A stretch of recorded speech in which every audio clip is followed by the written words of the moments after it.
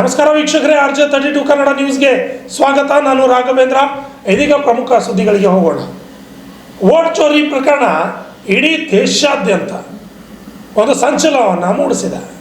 ಈಗ ಮತ್ತೆ ವೋಟ್ ಚೋರಿ ಆಗಿದೆ ಅಂತ ಬಿಜೆಪಿ ಮುಖಂಡರು ಪ್ರತಿಭಟನೆಯನ್ನು ಮಾಡುವುದರ ಮುಖಾಂತರವಾಗಿ ಆಕ್ರೋಶ ವ್ಯಕ್ತಪಡಿಸಿದ್ದಾರೆ. ಕಾಂಗ್ರೆಸ್ನವರು ಬಿಜೆಪಿಯವರು ವೋಟ್ ಚೋರಿ ಮಾಡಿದ್ದಾರೆ ಅಂತ ಏನೋ ದಾಖಲೆಗಳನ್ನು ಬಿಡುಗಡೆ ಮಾಡ್ತೀವಿ ಅಂತ ರಾಹುಲ್ ಗಾಂಧಿಯವರು ದಾಖಲೆಗಳ ಸಮೇತ ವಿಡಿಯೋ ಚಿತ್ರೀಕರಣವನ್ನು ಮಾಡ್ತಾ ತೋರಿಸಿದ್ದನ್ನು ನೀವೆಲ್ಲ ನೋಡಿದ್ರಿ. ಈಗ ದೇಶದ ಚುನಾವಣೆ, ಶಾಸಕರ ಚುನಾವಣೆ, ಇನ್ನಿತರ ಚುನಾವಣೆಗಳು ಸೇರಿದಂತೆ ಸ್ಥಳೀಯ ಚುನಾವಣೆಗಳಲ್ಲಿಯೂ ಕೂಡ ವೋಟ್ ಚೋರಿ ಪ್ರಕರಣಗಳು ಎದ್ದು ಕಾಣ್ತಾ ಇವೆ. ಆಳಂದ ತಾಲೂಕಿನ ಕುಸನೂರು ಸಹಕಾರಿ ಸಕ್ಕರೆ ಕಾರ್ಖಾನೆಯ ಚುನಾವಣೆ ಗೊಂದಲಗೂಡಾಗಿದೆ. ಇದರಲ್ಲಿ ಚುನಾವಣಾ ಅಧಿಕಾರಿಗಳು ಒಂದು ಪಕ್ಷದ ಪ್ರತಿನಿಧಿಯಂತೆ ನಡೆದುಕೊಂಡಿದ್ದಾರೆ. ಇದರ ಹಿಂದಿರುವ ಅಧಿಕಾರಿಗಳು ಹಾಗೂ ಇನ್ನಿತರರ ವಿರುದ್ಧ ಸೂಕ್ತ ಕ್ರಮ ಕೈಗೊಳ್ಳಬೇಕು. ಈ ಒಂದು ಸಹಕಾರಿ ಸಕ್ಕರೆ ಕಾರ್ಖಾನೆ ಚುನಾವಣೆಯಲ್ಲಿ ವೋಟ್ ಚೋರಿಯಾಗಿದೆ ಅಂತ ಆಳಂದ ಮಂಡಲದ ಬಿಜೆಪಿ ವತಿಯಿಂದ ಕಲಬುರಗಿಯಲ್ಲಿ ಜಿಲ್ಲಾಧಿಕಾರಿಗಳ ಕಚೇರಿ ಎದುರುಗಡೆ ಪ್ರತಿಭಟನೆಯನ್ನು ಮಾಡಲಾಗಿದೆ. ಅದೇ ರೀತಿಯಾಗಿ KKRDBಯಿಂದ ರಸ್ತೆಗಳನ್ನು ಮಾಡಲಾಗ್ತಾ ಇದೆ. ರಸ್ತೆಗಳು ಸಂಪೂರ್ಣವಾಗಿ ಕಳಪೆ ಮಟ್ಟದ್ದು ನಿರ್ಮಾಣ ಮಾಡ್ತಾ ಇದ್ದಾರೆ. ಸ್ಥಳೀಯ ಶಾಸಕರು ಭ್ರಷ್ಟಾಚಾರದಲ್ಲಿ ತೊಡಗಿದ್ದಾರೆ ಅಂತ ಮುಖಂಡರು KKRDB ಎದುರು ಕೂಡ ಪ್ರತಿಭಟನೆಯನ್ನು ಮಾಡಿದ್ದಾರೆ. ಕಲಬುರಗಿ ನಗರದ ಜಿಲ್ಲಾಧಿಕಾರಿಗಳ ಕಚೇರಿ ಎದುರು ನಡೆಸಿದ ಪ್ರತಿಭಟನೆಯಲ್ಲಿ ರಾಜ್ಯ ಕಾಂಗ್ರೆಸ್ ಸರ್ಕಾರದ ವಿರುದ್ಧ ಧಿಕ್ಕಾರ ಕೂಗಿ ಆಕ್ರೋಶ ಹೊರಹಾಕಿದ್ರು. ಬುಸನೂರು ಸಹಕಾರಿ ಸಕ್ಕರೆ ಕಾರ್ಖಾನೆಯ ಚುನಾವಣೆಯಲ್ಲಿ ಅಲ್ಲಿನ ಅಧಿಕಾರಿಗಳು ಸ್ಥಳೀಯರ ಶಾಸಕರ ಒತ್ತಡಕ್ಕೆ ಮಣಿದು ಒಂದೇ ಪಕ್ಷದ ಪ್ರತಿನಿಧಿಗಳಂತೆ ನಡೆದುಕೊಂಡಿದ್ದು ಚುನಾವಣೆಯಲ್ಲಿ ಅಕ್ರಮವಾಗಿದೆ. ಆದ್ದರಿಂದ ಇದರ ಹಿಂದಿರುವ ಎಲ್ಲರ ವಿರುದ್ಧವೂ ಕೂಡ ಪ್ರಕರಣ ದಾಖಲಿಸಿ ಕಾನೂನು ಕ್ರಮ ಜರುಗಿಸಬೇಕೆಂದು ಒತ್ತಾಯ ಮಾಡಿದ್ರು. ಆಳಂದ್ ಮಾಜಿ ಶಾಸಕ ಸುಭಾಷ್ ಗುತ್ತೇದಾರ್ ಹಾಗೂ ಹರ್ಷಾನಂದ್ ಗುತ್ತೇದಾರ್ ನೇತೃತ್ವದಲ್ಲಿ ಪ್ರತಿಭಟನೆಯನ್ನ ಮಾಡಲಾಗಿದೆ. ವೋಟ್ ಚೋರಿ ಮಾಡುವ ಕಾಂಗ್ರೆಸ್ ಸರ್ಕಾರಕ್ಕೆ ಧಿಕ್ಕಾರ ಧಿಕ್ಕಾರ. ವೋಟ್ ಚೋರಿ ಮಾಡುವ ಕಾಂಗ್ರೆಸ್ ಸರ್ಕಾರಕ್ಕೆ ಧಿಕ್ಕಾರ ಧಿಕ್ಕಾರ. ಅಧಿಕಾರಿಗಳಿಗೆ ಧಿಕ್ಕಾರ ಧಿಕ್ಕಾರ. ಭ್ರಷ್ಟ ಕಾಂಗ್ರೆಸ್ ಅಧಿಕಾರಿಗಳಿಗೆ ಧಿಕ್ಕಾರ ಧಿಕ್ಕಾರ. ಮತಪತ್ರ ಬದಲಾಯಿಸಿದ ಕಾಂಗ್ರೆಸ್ ಪಕ್ಷಕ್ಕೆ ಧಿಕ್ಕಾರ ಧಿಕ್ಕಾರ. ಮತಪತ್ರ ಬದಲಾಯಿಸಿದ ಶಾಸಕರಿಗೆ ಧಿಕ್ಕಾರ ಧಿಕ್ಕಾರ. ಮತಪತ್ರ ಬದಲಾಯಿಸಿದ ಶಾಸಕರಿಗೆ ಧಿಕ್ಕಾರ ಧಿಕ್ಕಾರ. ಹೋರಾಟ ನ್ಯಾಯಕ್ಕಾಗಿ ಹೋರಾಟ, ಎಲ್ಲಿವರೆಗೆ ಹೋರಾಟ, ಗೆಲ್ಲುವವರೆಗೆ ಹೋರಾಟ, ಯಾತಕ್ಕಾಗಿ ಹೋರಾಟ, ನ್ಯಾಯಕ್ಕಾಗಿ ಹೋರಾಟ.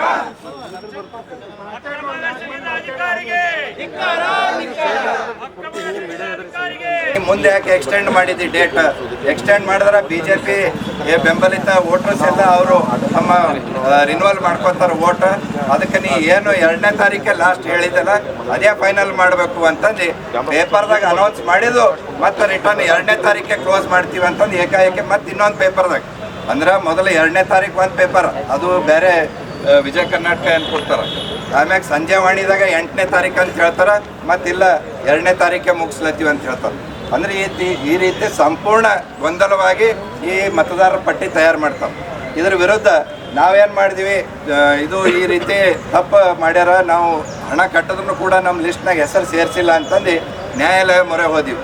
ಆದರೆ ನ್ಯಾಯಾಲಯದವ್ರು ಏನು ಹೇಳಿದ್ರು, ಇದು ಮೊದಲ ನೀವು ಏನು ಅಪಿಲೇಟ್ ಅಥಾರಿಟಿ ಅದ ಅದು DR ಬಲ್ಲಿ ಹೋಗ್ಬೇಕು, ಡೆಪ್ಟಿ ರಿಜಿಸ್ಟ್ರಾರ್ ಬಲ್ಲಿ ಹೋಗಬೇಕು. 15 ದಿನದೊಳಗಡೆ ಅವ್ರು ಈ ಪ್ರಕರಣ ಇತ್ಯರ್ಥ ಮಾಡ್ಬೇಕಂತಂದು ಆದೇಶ ಮಾಡ್ತಾರೆ. ಅದಕ್ಕೆ ಈಗ ಅವ್ರಿಗೂ ನಾವು ಒಂದು ಮನವಿ ಕೊಡೋರಿದ್ದೀವಿ.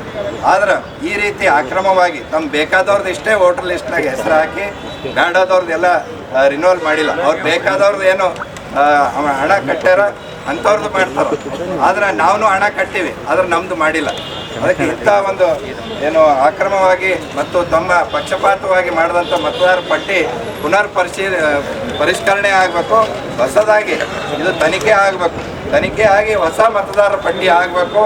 ಮತ್ತು ಇದು ಅಲ್ಲದೆ ಏನು ಅವರು ಮತದಾರರ ಪಟ್ಟಿ ಮಾಡಿದರು ಆ ಮತದಾರ ಪಟ್ಟಿ ಮೇಲೆ ನಾವು ಚುನಾವಣೆ ಎದುರಿಸೋಣ ಅಂತಂದು ನಾವು ನಮ್ಮದು ಒಂದು ಪೆನಲ್ ಮಾಡ್ಕೊಂಡಿವಿ, ಸಮೃದ್ಧಿ ರೈತ ಬಂಧುಗಳ ಪೆನಲ್ ಅಂತಂದು ಮಾಡಿ ನಾವು ಎಲ್ಲ ಕಡೆ ಪ್ರಚಾರ ಮಾಡಿ 12 ಜನ ನಾವು ನಾಮಿನೇಷನ್ ಹಾಕಿದ್ವಿ. ಆ ನಾಮಿನೇಷನ್ನು ಹಾಕಿ ಏನು ವಿಶ್ವರಾಜ್ಯ ದೇವಸ್ಥಾನ ಆವರಣದಲ್ಲಿ ಏನು ಮತದಾನ ನಡೀತಾ ಇತ್ತು, ಅಲ್ಲಿನೂ ಕೂಡ ಒಂದು ಸಂಪೂರ್ಣ ಒಂದು ಗೊಂದಲದ ಗೂಡಿದ್ದಂಗೆ ಅದು ಮತದಾನ ಕೇಂದ್ರ ಅಲ್ಲ, ಅದು ಒಂದು ಸಂತೆ ಇದ್ದಂಗೆ ಇತ್ತು. ಅದು ಅಷ್ಟು ಜನ ಬರೋದು, ಒಳಗೆ ಯಾರು ಬೇಕು ಏನು ಬೇಕದು ಮಾತಾಡೋದು ಹೋಗೋದು. ಒಳಗೆ ಅಲ್ಲಿ ಏನು ಅಧಿಕಾರಿಗಳು ಕುಂತಿದ್ರು, ಅವರೇ ಅವ್ರ ಪೆನಲಿಂದು ಇದು ಚಿನ್ನದ ಚೀಟಿ ಏನು ಗುರುತಿನ ಚೀಟಿ ಇರ್ತಾವ, ಅವ್ರ ಆಫೀಸರ್ಸೇ ಕುಂತು ಆ ಬ್ಯಾಲೆಟ್ ಪೇಪರ್ ಜೊತೆಯಲ್ಲಿ ಅವರು ಚೀಟಿ ಕೊಡ್ಲಿಕತ್ತಿವ್ರು.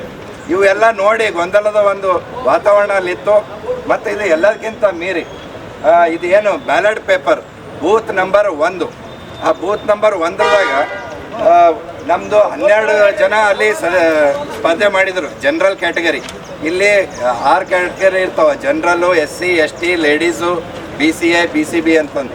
ಈ ಜನರಲ್ ಕ್ಯಾಟಗರಿದಾಗ 6 ಜನ ನಮ್ಮ ಪ್ಯಾನಲ್ದವರು, 6 ಜನ ಅವ್ರ ಕಡೆದು ನಿಂತಿದ್ರು. ಈ 12 ಇದ್ದಿದ್ದು ಒಂದು ಜನ ಇದ್ದಿದ್ದು ಬ್ಯಾಲೆಟ್ ಪೇಪರ್ ಇದು ಕೊಡಬೇಕಾಗಿತ್ತು.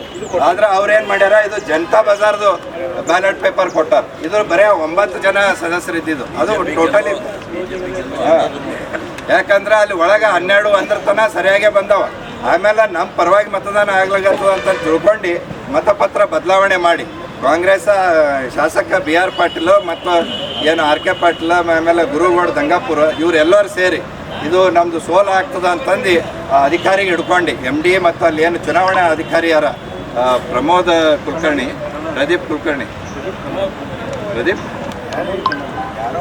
ಕಣ್ಣನ್ ಅಂತ ಚುನಾವಣಾ ಅಧಿಕಾರಿ ಏನಾರ ಅವ್ರಿಗೆ ಹಿಡ್ಕೊಂಡು ಮತಪತ್ರನೇ ಬದಲಾವಣೆ ಮಾಡ್ಯಾರ.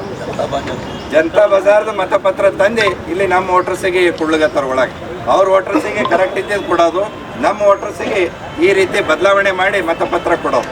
ಇಷ್ಟು ಒಂದು ಅಕ್ರಮವಾಗಿ ಈ ಚುನಾವಣೆ ಅವ್ರು ಮಾಡ್ಲಿಗತ್ತಿದ್ರು.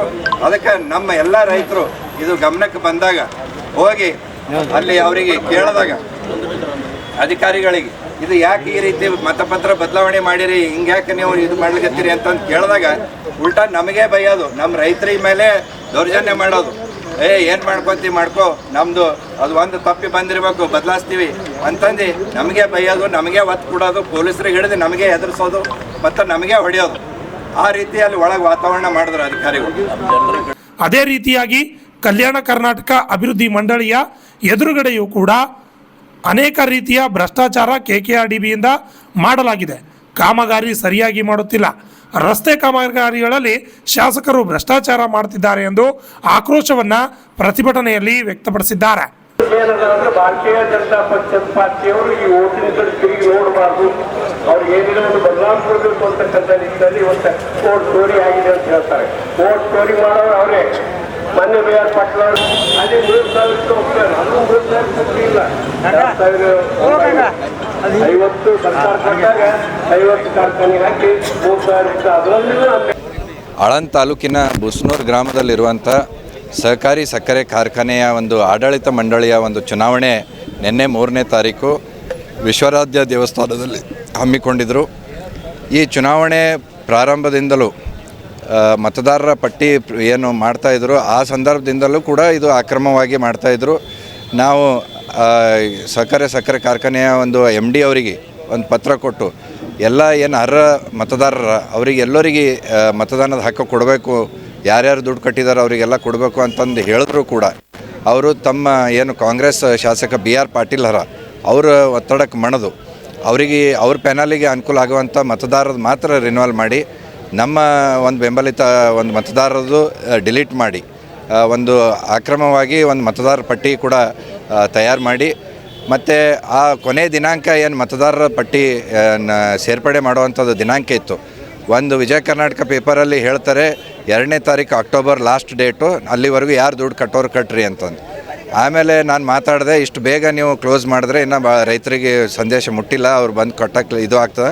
ಅವಾಗ ನನಗೂ ಕೂಡ ಅವರು ಹೌದ್ರಿ ನನಗೂ ಭಾಳ ರೈತರು ಫೋನ್ ಮಾಡಿದ್ದಾರೆ ಅಂತ ಹೇಳಿ ಅವರು ನಾನು ಪೋಸ್ಟ್ಪೋನ್ ಮಾಡ್ತಾಯಿದ್ದೀನಿ ಅಂತಂದು 8 ತಾರೀಕಿಗೆ 8 ದಿವಸ ಮುಂದಕ್ಕೆ 6 ದಿವಸ ಮುಂದಕ್ಕೆ ಹಾಕಿ ಆಮೇಲೆ BR ಪಾಟೀಲ್ಗೆ ಇದು ಗೊತ್ತಾಗಿ ಅವ್ರು ಒತ್ತಡ ಹಾಕಿ ನಿಮ್ಮ ಡೇಟ್ ಯಾಕೆ ಎಕ್ಸ್ಟೆಂಡ್ ಮಾಡಿದ್ದು ಮತ್ತು BJP ಮೆಂಬರ್ಸ್ ಬರ್ತಾರೆ, ಇದೇ ಡೇಟ್ ಏನಿತ್ತು ಅದೇ ಕ್ಲೋಸ್ ಮಾಡು ಅಂತಂದು ಹೇಳೋಣ. ಎಕ್ಸ್ಟೆಂಡ್ ಮಾಡಿದ್ದು ಪೇಪರ್ದಾಗ ಅನೌನ್ಸ್ ಮಾಡಿದ್ದು ಮತ್ತು ರಿಟರ್ನ್ ಇನ್ನೊಂದು ಪೇಪರ್ದಾಗ ಕೊಡ್ತಾರೆ, ಕೊಟ್ಟು ಇಲ್ಲ ನಾವು 2 ತಾರೀಕಿಗೆ ಕ್ಲೋಸ್ ಮಾಡ್ತೀವಿ ಅಂತಂದು. ಅಂದರೆ ಮತದಾರರ ಪಟ್ಟಿ ಕೂಡ ಅವರು ಅಕ್ರಮವಾಗಿ ಮಾಡಿದ್ದಾರೆ.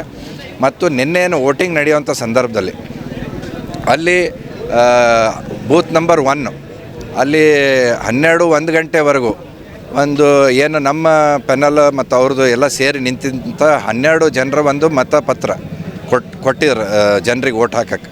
ಆದರೆ 12 ನಂತರ ಏನು ಮಾಡ್ತಾರೆ, ಜನತಾ ಬಜಾರ್ದು ಒಂದು ಮತಪತ್ರ ಅಲ್ಲಿಂದ ತಂದು ಇಲ್ಲಿ ಮತದಾರರಿಗೆ ಓಟ್ ಹಾಕ್ಲಿಕ್ಕೆ ಕೊಡ್ತಾರೆ. ಅದು ಗೊತ್ತಾಗಿ ನಾವು ಪ್ರಶ್ನೆ ಮಾಡಿದಾಗ, ರೈತರು ಅಲ್ಲಿ ಮತದಾರರು ಪ್ರಶ್ನೆ ಮಾಡಿದಾಗ, ಏನು ಮಿಸ್ಟೇಕ್ ಆಗಿರಬೇಕು, ಇದೊಂದು ಚೇಂಜ್ ಮಾಡಿ ಕೊಡ್ತೀವಿ ಅಂತಂದು ನಮ್ಮ ರೈತರಿಗೆ ಬೈದು ಹೊಡೆದು ಹೆದರಿಸಿ ಇದು ಮಾಡಿದಾಗ ನಾವು ಎಲ್ಲ ರೈತರು ಸೇರಿ ಅಲ್ಲಿ ಪ್ರತಿಭಟನೆ ಮಾಡಿ ರಸ್ತಾ ರೋಕೋ ಮಾಡಿ ಇದು ಚುನಾವಣೆ ಮತ್ತೆ ನಡಿಬೇಕು ಅಂತಂದು ಒತ್ತಾಯ ಮಾಡಿದಾಗ ಚುನಾವಣೆ ಮುಂದಕ್ಕೆ ಹಾಕ್ಯಾರ. ಅದಕ್ಕೆ ನಾವು ಇವತ್ತು ಮತ್ತೆ DC ಅವರಿಗೆ ಮೆಮೊರಾಂಡಮ್ ಕೊಟ್ಟಿದ್ದೀವಿ. ಇದು ಮತಪತ್ರ ಅಲ್ಲಿ ಬಂತು ಹೆಂಗೆ, ಜನತಾ ಬಜಾರ್ದು ಅಲ್ಲಿ ಬರೋಂಥದ್ದು ಇದನ್ನೇ ಬರಲ್ಲ, ಪ್ರಶ್ನೆನೇ ಬರಲ್ಲ. ಅದಕ್ಕೆ ಇದು ಅಧಿಕಾರಿಗಳು ಶಾಮೀಲಾಗಿ ಕಾಂಗ್ರೆಸ್ದವರು ಇವತ್ತು ಚುನಾವಣೆ ಸೋಲ್ತೀವಿ ಅಂತನೋ ಇದರಿಂದ 12 ನಂತರ ಮತಪತ್ರಗಳನ್ನು ಬದಲಾವಣೆ ಮಾಡಿ ನಮ್ಮ ಮತದಾರರ ಮತಗಳ ಲ್ಯಾಪ್ಸ್ ಆಗಬೇಕು ಅನ್ನೋ ಉದ್ದೇಶದಿಂದ ಈ ರೀತಿ ಮಾಡಿದ್ದಾರೆ. ಅದಕ್ಕೆ ಇಂಥ ಅಧಿಕಾರಿಗಳ ಮ್ಯಾಗ ಇವತ್ತು ಆ್ಯಕ್ಷನ್ ಆಗಬೇಕು, ಸಸ್ಪೆಂಡ್ ಆಗಬೇಕು, ಇಮಿಡಿಯೇಟು FIR ಆಗಬೇಕು. ಮತ್ತು ಏನು ಮತಪತ್ರ ಪರಿಷ್ಕರಣೆ ಮಾಡಿ ಯಾರು ಅರ್ಹರ ಅವರಿಗೆ ಮತಪತ್ರ ಕೊಡಬೇಕು, ವೋಟಿಂಗ್ ಪವರ್ ಕೊಡಬೇಕು. ಅದು ಕೊಟ್ಟ ಬಳಕ ನೆಕ್ಸ್ಟು ಎಲೆಕ್ಷನ್ ಡೇಟು ರೂಲ್ಸ್ ಪ್ರಕಾರ ಕಟ್ಟುನಿಟ್ಟಿನ ಒಂದು ಚುನಾವಣೆ ನಡೆಸಬೇಕು ಅಂತ. ಅಲ್ಲಿ MD ಮತ್ತು ಚುನಾವಣೆ ಆಫೀಸರ್ ಪ್ರಮೋದ್ ಮನ್ನಣ್ಣ ಅಂತಂದು, MD ಸಂಜೀವ್ ಕಪೂರ್ ಮತ್ತು ರಿಟರ್ನಿಂಗ್ ಆಫೀಸರ್ ಪ್ರಮೋದ್ ಮನ್ನಣ್ಣ. ಇಲ್ಲ, ಅದು ಮಿಸ್ಟೇಕ್ ಆಗಿದೆ ಅಂತಂದು ಹೇಳ್ತಾರೆ ಅವರು. ಹಾಂ, ಒಪ್ಕೊಂಡೇ ಮುಂದೆ ಹೂಡಿದ್ದಾರೆ ಎಲೆಕ್ಷನ್ನು. ನಾವು ಅದೇ ಇವರು ಅಧಿಕಾರಿಗಳಿಗೆ ಇಮಿಡಿಯೇಟ್ ಸಸ್ಪೆಂಡ್ ಆಗಬೇಕು, FIR ಆಗಿ ತನಿಖೆ ನಡೆಸ್ಬೇಕು ಯಾಕೆ ಹಿಂಗೆ ಮಾಡಿದ್ರು ಅಂತಂದು. ಎರಡನೇದು ಏನು ಲಿಸ್ಟ್ ಅದ ಮತದಾರರ ಪಟ್ಟಿ ಅದು ಪುನರ್ ಪರಿಷ್ಕರಣೆ ಆಗಬೇಕು, ಅರ್ಹರಿಗೆ ಮತದಾನದ ಹಕ್ಕು ಕೊಡಬೇಕು. ಶಾಸಕರು ಈ ರೀತಿ ಹೇಳಿತನದ ಅಧಿಕಾರಿಗಳನ್ನು ಬಳಸ್ಕೊಂಡು ಚುನಾವಣೆ ಮಾಡೋದು ಬಿಟ್ಟು ನೇರವಾಗಿ ಜನರ ವಿಶ್ವಾಸ ಗಳಿಸಿ ಎಲೆಕ್ಷನ್ ಮಾಡಿರಿ, ಅಧಿಕಾರ ದುರುಪಯೋಗ ಮಾಡ್ಕೋಬೇಡ್ರಿ ಅಂತಂದು ನಾನು MLA BR ಪಾಟೀಲ್ಗೆ ಹೇಳಕ್ಕೆ ಬಯಸ್ತೀನಿ. Bureau report RJ32 Kannada news, Kalaburagi.